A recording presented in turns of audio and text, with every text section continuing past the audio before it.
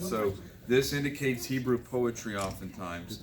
Notice that we have our parchment here. There's 25 or 26 of these leaves, I believe, that we have, which is interesting because in Hebrew, the sacred name Adonai, which we don't pronounce out loud, it adds up to 26, and so it's interesting we have that on this Torah scroll. It's tied together with ligaments, and so ligaments of a deer, I believe, and then of course it's taken from animal skin, and there's a carbon and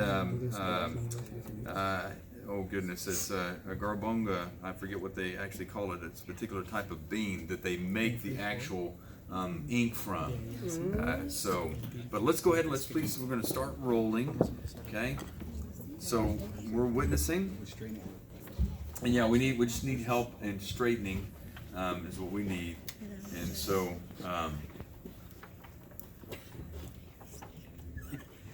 we're reading the Torah, and this is a testament to God's word. But as I said earlier, may the Torah read you. May God's word read you. And so we go back. So we're rolling it. And again, the concept of a cycle in Hebrew, shana, round, means repetition. So again, going back to the Vehafta, where it says to read it repetitiously. So we're standing as a testimony to this, that we're going to read it repetitiously. So we get to the end of the Torah, and we don't stop there. We start the cycle back over again. And so I'll try to point out some of these nuances of the text. Here's Kititse, so we're still in the book of Deuteronomy.